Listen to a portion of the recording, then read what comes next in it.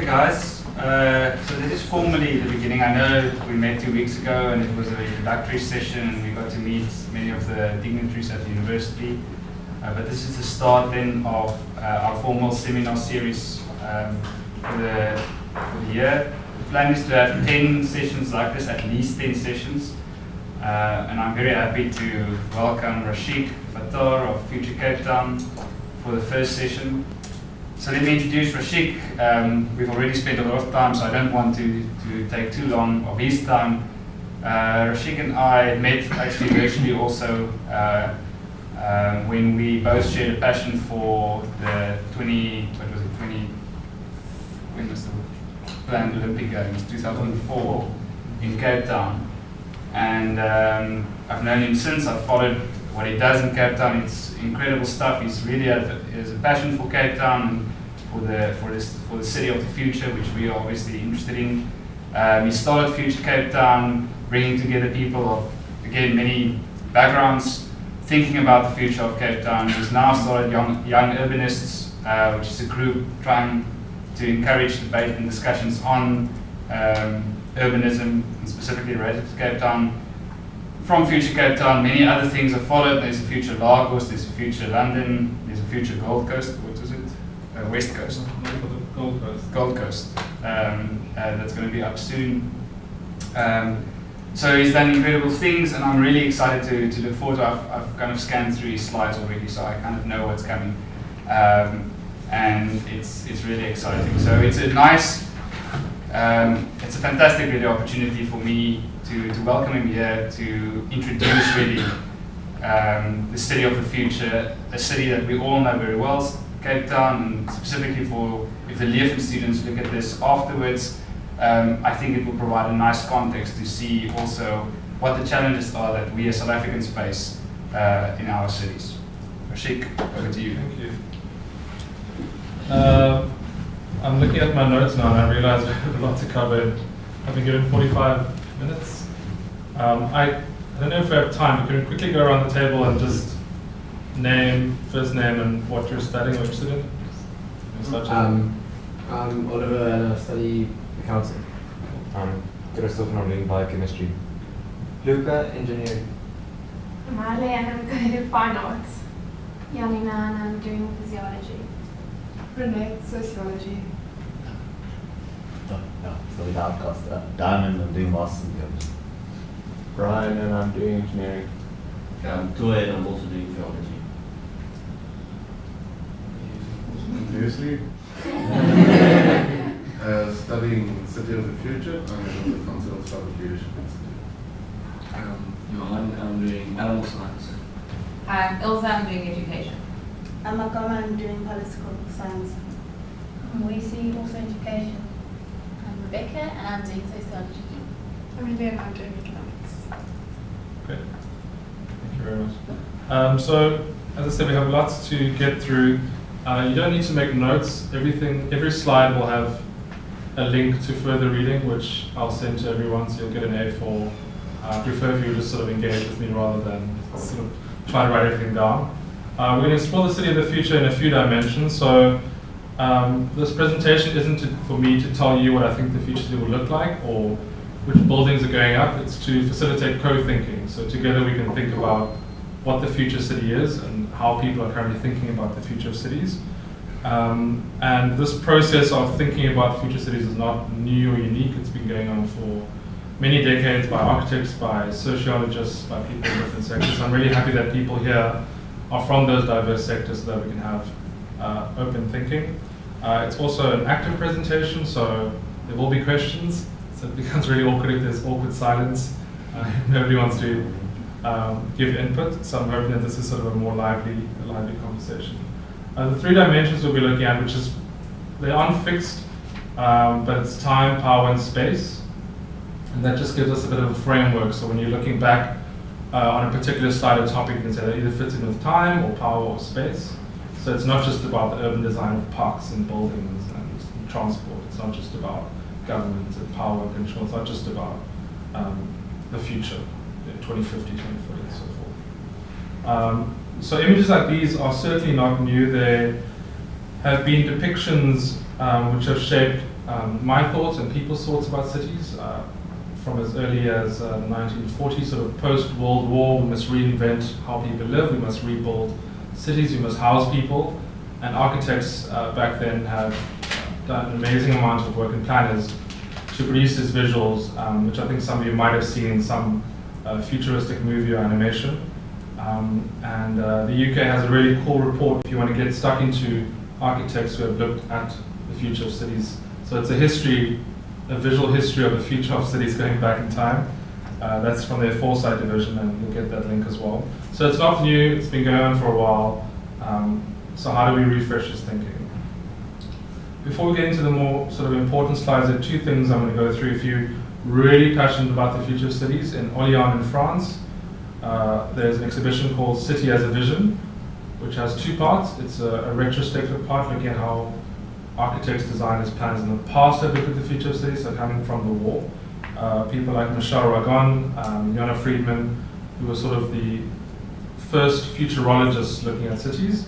And then it's got a prospective section which included Bjarke Engels, OMA, some top firms, and Future Cape Town's website, which is great. So we had a bit of screen there, and people could go and look at the website and engage. So if you're in France anytime soon, in Orléans, which is a very small town, an hour outside of Paris, it was great to see it, but it's all on their website as well, so you'll get that link as well if you really interested to see the history and who were at the forefront of this sort of thinking. And in London at the moment, RIBA, which is the Royal Institute of British Architects, have an exhibition where they're looking at all the public and open data available, and they're getting designers to design based on that data rather than some sort of abstract notion of what cities should be. So data on traffic and transport and housing. Yeah, those are two interesting things which I think you might want to look at some more, or if you're in London, can experience. But in my own background, as Johan mentioned, I was inspired 20 years ago as an 8-year-old by the Olympic bid in Cape Town, which is really inspiring in the sense that it proposed that Cape Town could be something on a global stage. I think it was one of the earliest images which resulted in my passion. I ended up doing an actuarial science degree and working as an actuary, but that's for another time. But ultimately, for the last 20 years, I've been studying and researching cities and planning and architecture. This is very interesting. If you look at this picture, I'm not sure if anyone's very aware of Cape Town. Anybody from Cape Town, perhaps? Anyone been to Canal Walk? Yeah, so this is across the road from Canal Walk, which eventually sprung up in the new millennium. And this is across the road. I grew up somewhere across the other side of the river, which isn't there. It's just proposed. So this picture, you know, as a kid, you don't really know what sparks your attention or what captures your passion, but this led me to the next 2 decades of really being obsessed with this notion of the future city. Just to give you a bit of context, I'll get into this in the time section, but 94, obviously the official sort of move to democracy and the first national election. Was a very important time, and there's a lot of confidence and freedom about what the country can be. So you can imagine it's, while the country and government administration was in a complete mess, functionally and also the economy was in tatters, there was hope and a sense of new direction. So you almost with a blank canvas can go, okay, well, now what can we do for the next 20 years? And it's very interesting to see that mega events was the instinctive method in which the government felt that they should throw themselves forward. So what you might not know about the Olympic bid between 94 and 97 was that it's the same period in which South Africa also considered the FIFA World Cup, which only happened in 2010. We'll get into that in the time section, but you can see that a process in 1994 with the US World Cup of football, Danny O'Down traveled to the US, was inspired. It was sort of FIFA World Cup, or Olympics for 2004, or the World Expo, which I'm not sure if you've heard about, which is semi-important these days. So there was a real sense that the future should be driven by a deadline, and that mega events provided confidence, aspiration, and hope. And of course, Medieval was a big proponent of the bid. So the Olympics was chosen as the way to rebuild cities, which was actually a very good bid. But that's just a bit of history of where my thinking has started. And as you all know, the visions of the future often do become realities. So Cape Town lost the Olympic bid to Athens. And we bid twice for the for the FIFA World Cup, losing to Germany and eventually winning against the other African countries. So these visions of the city, which are proposed, they start a long time ago often, and often they don't end up happening. But when there is a deadline, they do end up happening in some form or shape. So my first question would be, what is the controversy in your mind around the stadiums in the country, and particularly maybe Cape Town Stadium? What do you see as being the big issue there? What is the... There's too many of them. Yeah, too many of them? Becoming white elephants. Yeah. Yeah, they're making a loss at the moment. Yeah. It's never been full again. So thinking about the future city is a very proactive approach which governments, private sector, everyone needs to be more comfortable with, because it takes you out of the present politics and it allows you to plan 20 or 30 years ahead. The very interesting thing with this stadium in Greenpoint as a choice was that Sepp Blatter flew over Cape Town and said that site made the most sense. In about 2005, Coca-Cola, the main sponsor of the World Cup, agreed from the Western Grand that Greenpoint site, and that's national government gave the money, or at least most of it, and that needed to happen. The very interesting thing was that you saw proposals for Athlo and Philippians and so forth, and Newlands, of course, which doesn't make sense, but was also a proposal. So if you look at a span of time, Cape Town had, and while we blame FIFA, Cape Town had between the year 2000, which was our first World Cup, and the year 2010, to actually make its own plan for a stadium. And what happens if you don't plan? What's the saying? If you fail to plan, plan to fail. So I don't think Cape Town Stadium is a failure yet, but ultimately, if you have 10 years to decide where your stadium must go, how you fund it, how big it must be, whether it must have a roof, you have to use that time to make these decisions. It's comfortable and easy to blame FIFA, of course, the national government for making these decisions, but if you're bidding for World Cup twice, just put a plan together that's sustainable and thoughtful. But looking at the previous picture that you showed, the empty piece of ground there by Kensington, I mean, now it's a place where women are murdered and buried. So wouldn't it not have made more sense to build the stadium there after all? If you're asking me, no, but I can see that your point in terms of using space is better. 5 seconds. Stadium design thinking has moved a lot from the 90s to a faraway site with lots of parking, one train line, to the stadium as an experience in the city. The city becomes the entertainment precinct. So I went to Munich, and Munich's fantastic, great transport. You take a train there and you walk for 20 minutes in the snow on a concrete parking lot to get to a beautiful stadium. So the thinking of regeneration has changed, and so there was never a wrong site for a stadium, I think, but Wingfield wasn't available for a number of reasons. And then, so post my actuarial career, 2 years into my job, I started a blog called Future Cape Town on Tumblr and a Twitter account, and my mother read it, and a few other people read it, and then more people read it. And then we had 1,000 followers and so forth. Essentially, the blog and the thinking was that I think these mega events provide very good deadlines. So you'll see all the media and all the bits of infrastructure all leading towards 2010. We must get ready, we must build the stuff, we must fix the hospitals, we must hide the shacks, we must do all these sorts of things. But I wondered after the World Cup, without the deadline, who's going to talk about it? Who's going to be writing about it? What is the deadline? Are we going to amble along and sort of hope that things work out? So the blog was quite new in Cape Town in terms of nobody was asking the most obvious questions, from pavement spaces for informal traders. So it did, and still does, ruffles feathers around asking the very obvious questions about the future of the city. And today we have 130,000 readers and 60,000 social media followers, which has grown over the last 4 years, which we now use as tools to promote access and information about the future of the city. And we obviously went from a blog today being an independent non-profit platform to expand democracy around the future of cities. And 2 former interns who are now based in Lagos and London decided to form Future Lagos and Future London. The very same principles to question the direction of the city, to start on social media and to start online. So we publish content from Lagos and London weekly, and they have their own social media accounts. So you can follow at Future Cape Town, at Future Lagos, and so forth. And then we had an architect approach us in Johannesburg to start a similar movement in Johannesburg called Future Joburg. And they all start as volunteer movements, and they try to build sustainability over time through the projects that they do. And our bigger non-profit is called Our Future Cities, just to get through all the technical stuff. And that houses all these movements. So Future Cape Town was born on its own, and it still is the large part of the movement, but Our Future Cities is the official non-profit where all the administrative and bank accounts, that sort of thing runs through. And yeah, soon, which you can't tweet, possibly Future Gold Coast in Australia, which is hosting the 2018 Commonwealth Games, which is in 3 years' time. So the first thing we'll try and get into in terms of time, power, and space is time. How often is a new mayor elected or a new president elected? Okay, and in Cape Town, which different parties have run Cape Town at a certain point in time? Which different political parties? ANC and the DA. Yeah, so the MP and national all sorts of mixtures of parties, yeah.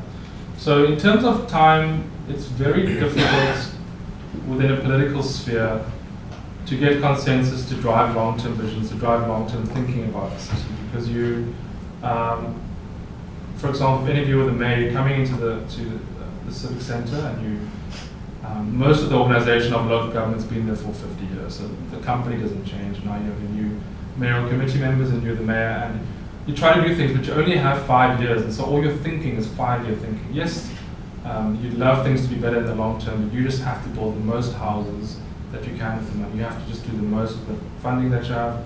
You have to do the most conservative things, because why cause a political nightmare to spatially transform Cape Town, Stellenbosch? Why get involved in any of those things to build affordable housing in the city centre of any town? So a number of reasons, including procurement, you know, to put out a tender for everything. If you want a blackboard marker in government, you can put out a tender to get 25 quotes and then buy blackboard markers from that company. So the 5-year sort of cycle of thinking doesn't promote innovation. It doesn't promote a space for this sort of picture, which is to sync the railway lines between Woodstock or Salt River and the Cape Town CBD, and to use it for housing and to build above it. There is a space for these pictures to be published, our website and so forth, but how do you, as a mayor who might serve 2 terms, implement a plan this big? So think of time as being something that often is very political. And while we all want the most to be done, there are good intentions. Politics often can suppress that thinking for the future. Any questions about that slide or picture? Another aspect of time I've been very interested lately is something I call a window or a frame or a window of opportunity. To improve a city in the long term, what are some of the things you could do that take a long time to get right? Anything? Transport, public health. So this is, I'm sure that there's literature, but I haven't actually researched, but I've been very interested in something called the window of opportunity, where economic, social, cultural, political, everything aligns to allow 2 or 3 year window for you to do something that's very bold. And you might not even know that it's very bold, but it's just, there's something in the sense of time that you can achieve a lot. And I think in Barcelona with the Olympic transformation, there was a period between the 80s, sort of the liberation movements of maybe 85 to 1990, when they decided to transform Barcelona before they won the Olympic bid. And they really put a lot of effort into that window. And perhaps for Cape Town, that window was the World Cup, which was 2006 to 2010. So in a span of future cities thinking impacting over the long term, there are very short windows sometimes, which if you step back you can see, but if you're in it, it's hard to see what's happening. So for example, my city, I don't think my city would have started the investment without the World Cup. It's a very unique system, which is not like any other transport. It's the first it's the first major transport initiative where national government gives money directly to the city. For Golden Arrow, it goes through provincial government, and then it goes to Golden Arrow.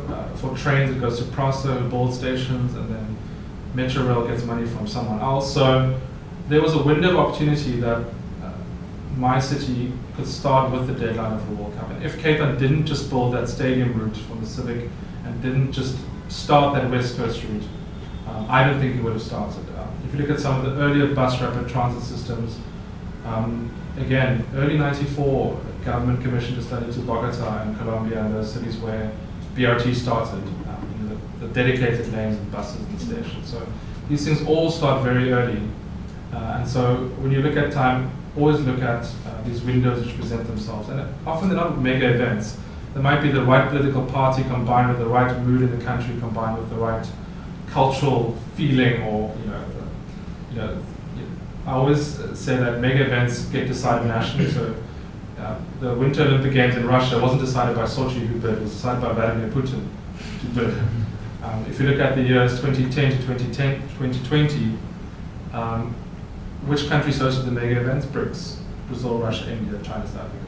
Beijing, Delhi Commonwealth Games, Russia Winter Olympic Games, South Africa, Brazil Football Cup Olympics. It's not a coincidence. But if these things are going to be decided nationally, your city must just get the most you can get from it. You must absolutely leverage. You must do the biggest, boldest, bestest things. Get the most national government funding, because often they don't make sense economic. And Johan can link you to all those mega event reports from academics. They don't make the most sense, but for a city which has got this moment to leverage funding, for example, you take Cape Town Stadium, it was linked to all these other tranches of money. So if your parents are telling you, if you make your bed, we'll give you money to make your bed, or to build a new bed, we'll give you money for all sorts of other things. So as a city, if you give 3 billion rand to build a stadium, to be a semi-final host, and you'll get money for all sorts of things, you have to weigh up your options. It's never as simple as we must build or we mustn't build a stadium. So these windows of opportunities present themselves, and often it's the most visionary mayors and leaders which take them up. The last part of time, and there are many other aspects of time, is development. The first thought, who knows what this is? What is this over here? We can't see on yours. Sorry? We can't see on yours. Oh. Does anyone have a pointer? Make the harbour? Yeah, it's the V&A waterfront, and it wasn't there 20 years ago. So if you're trying to, and it's now, I think it's the most valuable property asset in Africa. It employs so many Cape Townians. It's the most visited tourism destination in Africa. So I think if you can allow yourself to think in 20 or 30 years, things that we now take for granted, and these Cape Townians has been this massive generator of revenue, can happen in the blink of an eye. So in 1984, the first rumblings. Around to put it in.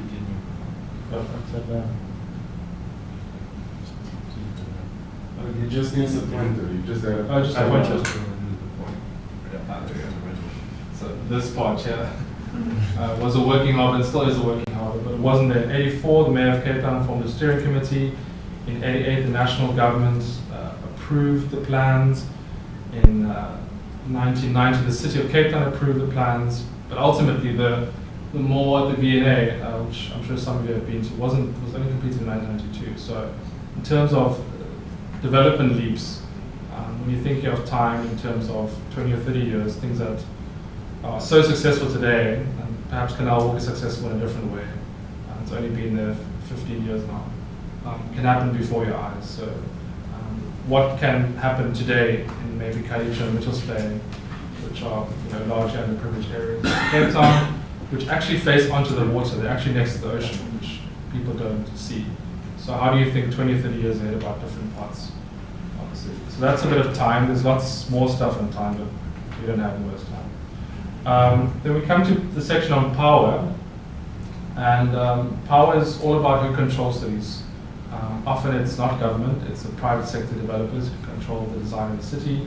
It could be large civil society movements. We've seen in Istanbul the protests around Taksim Square, which are actually part of a much bigger issue, and a year later nothing's really changed in Turkey or Istanbul around that.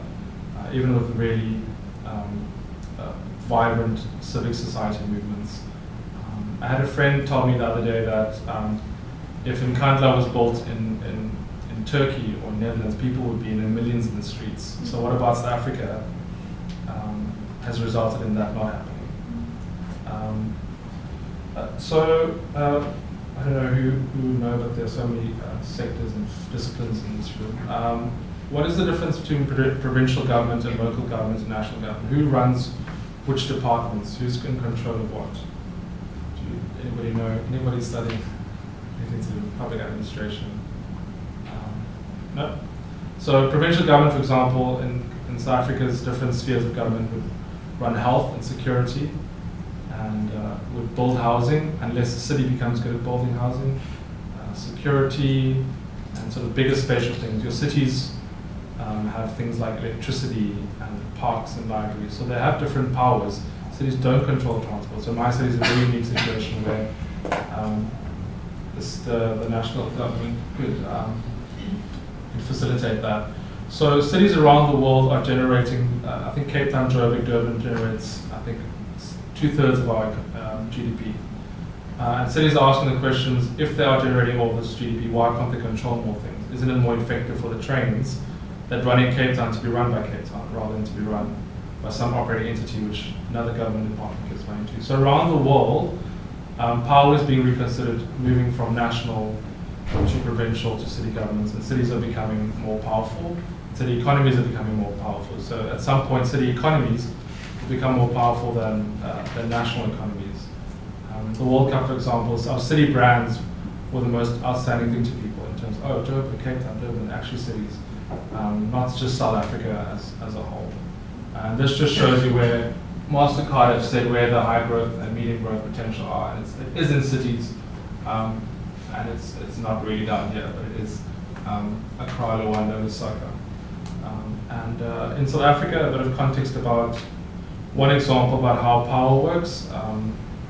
So it doesn't work like the UK. In the UK, there's a process at the moment where literally each city, as you know, London has dominated economically, has dominated in terms of investment, but they're running a formal process where they're negotiating powers between Liverpool and Manchester, other cities who've sort of felt left out for a while.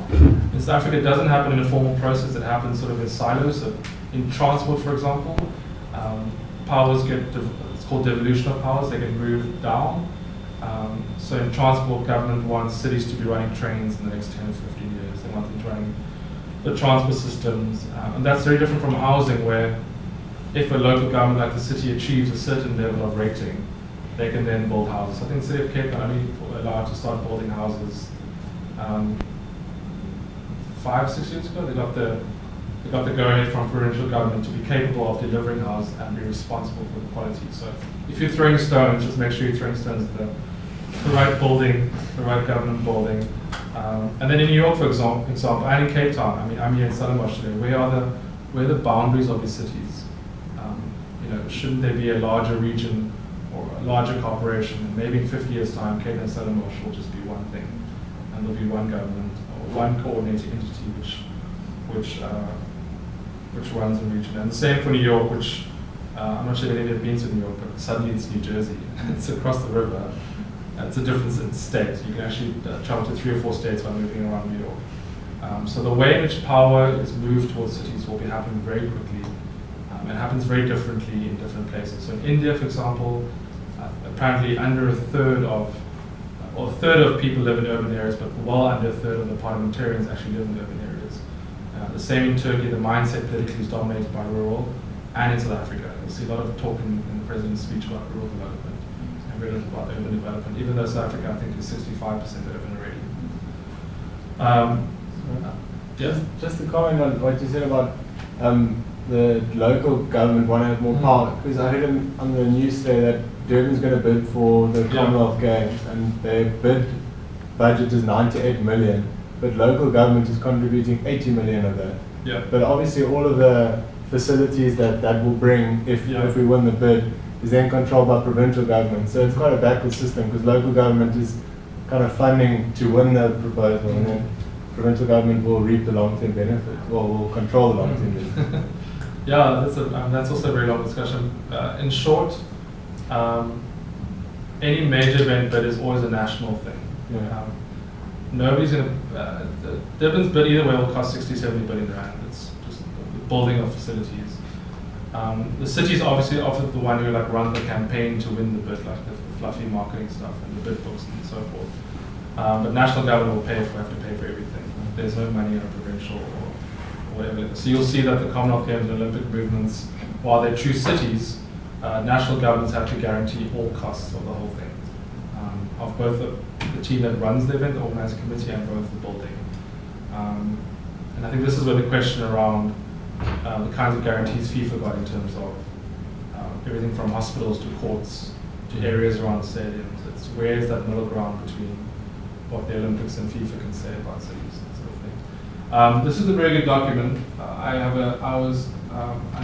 got a chance to meet in New York. The mayor has an office, which I think is the best way to do things. I got to meet them. They have an office for long-term strategic planning and development for New York. So that office exists regardless of who the mayor is that comes into New York. So they can always be in a process of planning. Has anyone heard about Cape Town 2040? Okay, nobody in Cape Town has also heard about it. It was this visioning exercise which was purely academic. No young person, or actually not many older people knew about it as well. This document is fantastic. The New York former mayor, Michael Bloomberg, produces a document in which he puts down the future of the city and how to achieve it. So everything from sewerage, infrastructure, chapters on housing, chapters on highways, chapters on urban farming. And it's the best document I've seen globally, which takes a city like New York, which has a massive infrastructure deficit and maintenance budget. It's not all glossy if you use the subways in New York. And it's a document I could read through. It's got chapters, and they say what they're doing, and at the back they've got monitoring. They've got numbers. We wanted to reduce pollution by 1%, and they don't sometimes, so they say 0.5%. And it's just the most amazing thing compared to what South African cities have produced, which is an integrated development plan, which is purely dependent on who's the politician at the time, with words like caring, inclusive. Some of the mayor's speeches, it's just all those words in there, you know, what the point is. But this is a good document if you want to know how to do the big 30, 40, 50-year stuff and actually come down to a level where you can put into plans. And anybody here in the room could read it. It's that comfortable to read.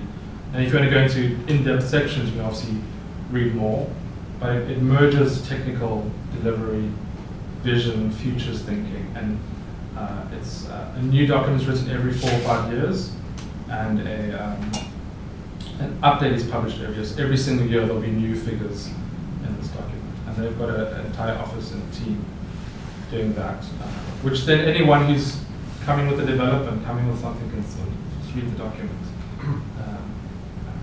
And you can set out a vision. So I know it's all nice to have visions and beautiful pictures, but governments still have to deliver and monitor, and this is a good example of it. Not really independent, this organization? Or? Plan NYC is an office in the mayor. It's a part of the mayor's office of New York, so it's independent as well.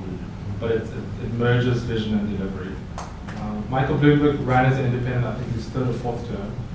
When you have that much money, you can sort of remove yourself from politics. And he also appointed Jeanette Sadiq-Khan, Amanda Burden, who ran their own departments of transport. Jeanette Sadiq-Khan, for example, if you watch some TED Talk, she took large parts of Times Square and just took cars away and said it was temporary, and then left it forever. So it was there for a month. It painted things green. So they were able to really run their own departments because that ego of the mayor, who was a businessman, not a politician, was, again, very unique windows that appear.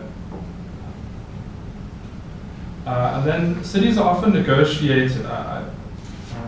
Power is a negotiation, so it's a negotiation between national, provincial, and city. The national government doesn't always want to give the powers over.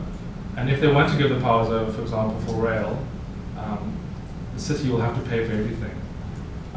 So what you see in terms of cities, there are lots of malls popping up. That's often because the negotiating power sits with the developers. They come with the big money and they can build the malls and they control governments.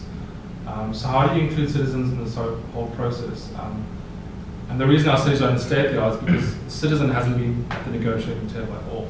They haven't been present for a number of reasons. This is a project called Play Khayelitsha, which is developed by an organization in the Netherlands called Play the City, and it's actually a physical board game of the Khayelitsha Business District.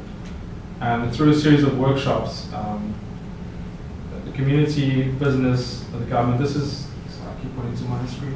This is the head of spatial planning for the whole of the city of Cape Town. This guy owns a coffee shop in the tax rank. This is the founder of the game. It literally is a large table where everyone can come and play a game on how to plan the area around the Khayelitsha Business District. So it completely shifts everything around who has power. And during this game, you get to interchange roles. So you get to be the taxi owner, you get to be the mayor, you get to be the head of spatial planning. The head of spatial planning gets to be a resident in the area. And they literally get to play roles and come up with an optimal sort of mixed-use development that has broader consensus, but completely shifts the way in which developments can happen. So this happened in a pilot last year, and there were 4 workshops in Kalisha, and that report would be available soon. But the Play the City had a website which will receive a link to as well, so you can see how that game works. Any questions about the Play Kalisha game? Cool. Just skip that one. And then Power also needs to allow for collaboration. So last year, South Africa and the Netherlands collaborated, where they chose 5 architecture teams or design teams from Cape Town and the Netherlands to replan 3 parts of Cape Town. One was this side over here, which is called Two Rivers Urban Park. Another was an informal area called Lotus Park. Another one was in Maitland, which is a suburb. So how do cities become comfortable with foreign architects coming in and saying, we'll build this and we have solutions? This collaboration is a good example of how a think tank can be formed to propose intervention in the city, which are both using Dutch expertise in water management, because this area has 2 rivers and wetlands and that sort of thing. And the Dutch arguably are the best in terms of water management, and use South African design expertise in other ways. And it might seem like a fantastic thing, but you can imagine if these teams are coming together and producing visuals, it can be very annoying to a mayor who might have had very different plans to that side. So these collaborations are often provocations of what a city could be. I know in Cape Town, there's been no picture for this site produced in the last 25 years. So you can imagine this beautiful render being released to the media ruffles many feathers in terms of the site. And the site's owned by the city and the provincial government in part, which means that they're just custodians of the public's land. So if you want to go and draw your own picture for the site, you should be allowed to. But the response from government is often one of, it's a very strange concept, and who are you to, it's our land. And even provincial government and city government argue and have to be mediated to co-develop this area. And so nothing's happened for 25 years. So how do you allow these international collaborations to happen? This is a picture a few days ago of Manhattan, which has been experiencing one of the worst winters in terms of temperatures. Anyone know about Hurricane Sandy, which happened in New York? So after Hurricane Sandy, they wanted to do something very different.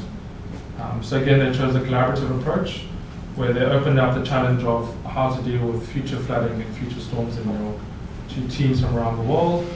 It was called Superstorm Sandy. And so the US Department of Housing and Urban Development worked with the Dutch, in particular Henk Oven, who was sent from the Netherlands to New York, to implement a competition with ideas from around the world, which they could invest in over time. So what would you say some of the climate change issues are facing? What are the problems facing Cape Town or South Africa? What are the big climate change impacts or problems? What is the worst thing that could happen? Yeah. Anybody else? You must answer. You're not going to continue without that. Well, flooding is not a global warming issue, it's a every year issue. What about Cape Town being along the coast? What could climate change? So this is kind of depending from what my research, but I know that pest infestation in terms of crop with rising temperatures and going to get worse. So food security is going to come big for us. Yeah. I can give an answer here from the peanut gallery. A large part of Cape Town is reclaimed land, right? Yes. I mean, waterfront area and so on. And I guess a large part also of the CBD. So if the sea level rises with a meter, then the whole CBD is underwater. Yeah, pretty much. Unless we put a legacy that's cause problem. Yeah, so large parts of the city have topography or conditions which affect everything from food security. There could be a storm. There was a mild hurricane in Cape Town many years ago, in '99. So what New York did, they said, let's not rebuild what's been broken. And so if, let's say there's fire. If there's a wall, a sea wall, and it's broken, and there's been a storm, why are you rebuilding the exact same sea wall? So what Henk Ovik did was he said, why are we rebuilding by fixing the same problems with a new version of the same problem? Water levels will continue to rise, there will be future storms. So instead of creating ideas competition where there's a problem, fix this for New York, each of the teams that took part, 40 teams from around the world, which had a mixture of architects, sociologists, designers, engineers, they had to first define the problem and then respond with a design to that problem. So it's a very different competition to saying fix New York's problem after hurricanes happen. Rather than rebuilding, they're thinking of new methods, investigating the problem. So the team had to meet the community, engage with them, and then come up with the problem themselves, and then design a solution. So you'll see on the website Rebuild by Design incredible pictures like these where they've come up with new solutions. And the American government and Rockefeller Foundation have come with funding to start the investment of, because these are 50-year sort of investments, to rearrange rivers and streams and rearrange neighborhoods of Brooklyn, to buy land where people shouldn't live, to have public spaces along the water. These are long-term plans, and so they've committed to start the investment of new approaches, not just do the same and hoping that the water doesn't break during the next storm. So cities around the world are being more collaborative now. They tackle the solutions, but it does involve, in this case, Obama and the Ministry of Urban Development had to, say we don't have all the solutions in America in a very political area, and of course, different parts of the greater New York region has different lines with Republicans, Democrats spread across those parts. We'll move on to space. When you're thinking of this form of what these spaces look like, often we're thinking of these very early images around the future city, things like these, sort of very built-up environment. But when you're actually coming towards reality, more than half of the global south lives in slums. And we call it informal settlements in terms of informality, when in fact the global south, the number of slums by 2030 is expected to double as people move into urban areas.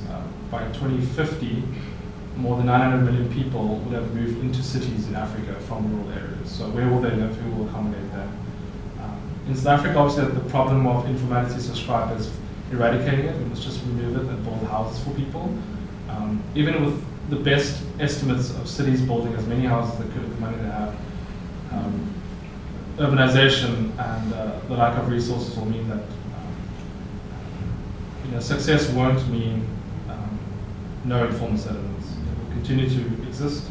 And so how do you work within that? This is an example of an architect which Young Urbanists hosted 3 weeks ago, called Alfredo Brunborg, where you have to work with innovation within informal settlements and see it as being part of the city. If you think of the apartheid design of cities, separated by race, the poor live really far away. In different areas, for example, Kaisha should never, nobody should ever build there. It's a wetland. It's below water level. So because of the apartheid design, people built in areas where nobody thought they'd be building. And in Rio, Venezuela, Colombia, people are building up and around the mountains, which is even more difficult than our problem here, where everything's pretty flat. And so this architect came up with a solution of, what if we transported people through cable cars? So not cable cars going up Table Mountain, but a cable car transport system which deals with, I don't know if any of you have been to Borkaap, but the roads are, something like that. Imagine your entire life was 3 million people was a steep climb. So we have to look at innovations within informal settlements, see informality as part of the city, not as some sort of distant issue, and find solutions not just for the physical structure of the slum, but for the services, electricity, water, and so forth. They'll continue to grow. 79% of Nigeria lives in slums, 84% of Bangladesh. You'll get all these figures, but it's not a problem which we can just sort of wipe away and hope doesn't come back. But there is hope. In Cape Town, a process has started which is called reblocking. And essentially it's rethinking the way services can be delivered to informal settlement areas. So have any of you read about fires in different informal settlement areas or heard about fires? And what generally happens? What is the cause and what is the result often? So I think a lot of people homeless because Yeah. It generally just spreads, and then the problem almost gets worse because there's more people without homes. But why is the fire? What caused the fire? Yeah. Fires. And what happens when the ambulance and police need to deal with the fires? What are the problems? There's nowhere to get there. There's nowhere to get there. So a lot of fires are preventable if a certain gap is left between informal settlements. And you'll see, for example, in Langa, they tried to do that after a fire, but people wanted the space and built onto those pathways. So reblocking is a method used by an organization called Cork and SID, where they look at upgrading informal settlements, which means you recognize informal settlements as people's homes and not as some sort of alien structure. And essentially what you do is you spatially redesign a particular site. So this is SU-KU Town, which is in Kensington, near the railway line. And it challenges our vision of what these new communities should look like, because they obviously weren't arranged properly. And they literally meet in the community and rearrange the shacks or the informal settlements to allow for ambulance, to allow for electricity, to allow for toilets. The city provides some money for infrastructure and services. These non-profits work with the community daily to rearrange, to find, if you want to live next door to a friend, or if you want to live close to relatives. So often they're small sites, but you can imagine if these become bigger and bigger sites. This is one way of rearranging, not just rearranging people's lives, but purely for safety and access to services and create public spaces in between. This picture was only 21 households and 50 people, and often it's on illegal land. So you're working, the city often just allows it or provides a waiver and comes in with the services, and you have to contribute towards the new structure or the new foundation and so forth. So within the sort of what seems hopeless, there are organizations that are working within the space, and there are other things like Empower Shack and all sorts of monetary systems to co-develop informal settlement areas, which you can read about. This is just one example which is happening in Cape Town. The other problem is, of course, these pictures of in the past of what the city should be have impacted the government thinking across Africa. It's sort of kind of too late. So if we can't make a nice city here, let's actually just build a new one. If we can't improve conditions for people in informal settlements, what about a nice new shiny one which will bring tourism, and it's only for the rich. So across Africa, these new cities are popping up which are proposed to be utopias to solve things and have wild economic projections for jobs, wild projections for housing, who can afford these houses. This is one in Lagos, which is undoubtedly Africa's most important city. It's a very complex and difficult city. It's coastal. It's the most populous city. It's probably about 8 times the population of Cape Town, which is going to grow towards 25 million by the year 2020. So the state has decided to build something called Eco-Atlantic, which you can read about a bit more on our website. They're calling it Africa's Manhattan or Dubai. And banks, insurance companies, and oil and gas want to move there because it'll be sterile and nice and clean. A bit like Santon. It's an artificial island, so they've actually reclaimed the land of 10 square kilometers, and they want it to be the financial epicenter of West Africa. So they do the Santon over there. And there's they've built a Great Wall as well, which is also very controversial to deal with climate change. These estimates are people need to fork out between $1,000 and $2,000 per square meter. They'll only house about 250,000 people if people want to live there. So if you've been to Canary Wharf in London, or you've been to these sort of new cities around the world, not many people actually want to live there. They're often just financial centers. And employ 150,000 workers who are unlikely to actually live on this particular island. Obviously it looks like that, which of course we all want and would like to see. But within the same framework, there's an area called Makoko in Lagos, where people have literally been building schools and houses on top of water. And the government's unsure of how to approach this because it's thriving, it's being featured in design magazines, floating schools and floating homes. So this obsession, and then does anybody know where Zendai City is, or is going to be? Do you want a guess, maybe? Bloemfontein? Yeah. so if someone say Japan, China, unfortunately too smart. So the Chinese have come into Johannesburg and they found some land in Waterfontein and they want to spend 84 billion rand to build a new city in Waterfontein. There's an exhibit like that. It's Dutch architects, I didn't tell you that. And yeah, it's a new city and it'll probably be upmarket units, some sort of massive resort. They have the money, the government's provided the land or sold the land to them. So not just other Africans living in these new cities. I'm not sure you'd want to live there, which is always, because you'd have to earn a lot of money and want to drive from there. And are you from Johannesburg? Or? And have you been to that area? Yeah, it's quite an open land. Yeah. Is it close to anything or? It's a very poor area. Yeah. So the Chinese are coming and building. And you can read into it in many ways that you like, but the future city is happening all the time. And you can understand the pressure from governments. You know, you need an organic to happen. You need building to happen. You need housing to happen. This won't serve anyone in Johannesburg who earns below 30,000 rand a month, if that. But it promotes economic development. It promotes, you know, it's supposed to be the Manhattan of Johannesburg. That's what the headlines are saying. So this notion of the future city also has negative consequences in a way. The problem with these private developments is often not just that they're private. If you look at the car train, for example, a lot of the land around the car train, if it was public land, would have really benefited people because of the proximity to transport. But it's all in private hands, and they have no incentive to make Sandton Station's area around it more public and more open. So you often miss out on the public value when you're just selling land to the private sector if you don't find new methods. And it happens in Cape Town as well, where key sites are being sold to the private sector, which could have been government's contribution to an affordable housing block, maybe 5 floors. That value of that land could have been a contribution. And then in Cape Town, private developers are proposing a new city, which they say is 25 minutes from the CBD. You try and drive from further than Melkbos Stad to the CBD, it's probably 40-50 minutes. In traffic in the morning, it's probably 2 hours. So Cape Town went through a process of developing an urban edge around Cape Town, which is a line around which you shouldn't build too far, because otherwise you have urban sprawl where people, the poorest people are still living far away, you're still expanding your carbon emissions per person continue to rise, rather than developing within the center of Cape Town or the metropolitan region.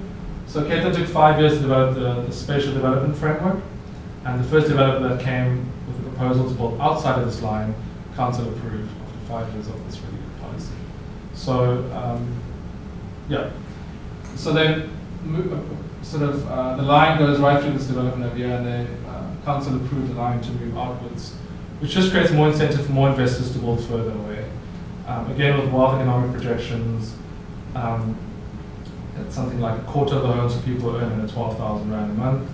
After tax, you could just pay your bus fare into the CBD or any of these other economic centers. And you'll see Atlantis is quite nearby, which for decades has been a problematic community for many reasons. So the job estimates are amazing in terms of that, because this hasn't been able to work over here, this community over here. And even though party governments try to pour money to fix the social ills of Atlantis. Even worse, it's in the nuclear evacuation zone, which doesn't really help. So the power station is somewhere over here, and I think it falls within the red zone, which is the worst zone. Yeah, politically got approved, no problems. Had, I think, a total of 5 public comments for a city which was meant to house 800,000 people. So the development hasn't been improved, the line has been moved. This line which they took 5 years to develop. Why did they choose that specific site? Is there any? Further away, land is cheaper. Private investors can assemble plots and farms, buy out people. It's also near Atlantis, where people don't think anything will be happening. So further away, it's like the stadium thing. It's easier if it's further away, and it's cheaper land and lots of parking. Yeah. So I hope you've gotten a bit of an overview. This is a picture of it. And this view is really misleading from the marketing material, because it suggests that this whole thing is really close to that. So it's probably the best angle you get of Google Earth, where if you add an 800,000 person city, which has really good principles of sustainability and but it's going to put a massive burden on the ratepayers to fund the transport links to come all the way here. Because often private investors go, we have all the money, we'll build infrastructure. It doesn't actually happen. Schools have to be built, universities have to be built. And also, like, mega infrastructure doesn't necessarily benefit the poor, because it's like people are still walking, they don't have the money for all the roads. So even just besides your job, if you want to go into any part of Cape Town on the weekend, the bus, you know, it's costs money. And I'm open to take bets on this becoming an actual concrete wall around the road. That's what's going to happen. I mean, that's why would you build something and not protect it with a concrete wall?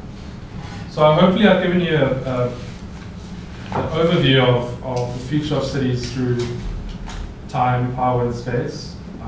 There's really lots more on the website and many more links. Otherwise we'll be here for a very long time. And we've started something called Young Urbanists. So if you'd like to join, sign up at the website and be part of these conversations more regularly. Site visits, socials, other people from different sectors. So whether you're in accounting or education, sociology, if you have a passion for your city or community and an interest, we'll connect you to other people like that through socials, tours, site visits, job opportunities, that sort of thing. So that maybe there'll be better thinking in 10 or 20 years' time. Thank you. Thanks.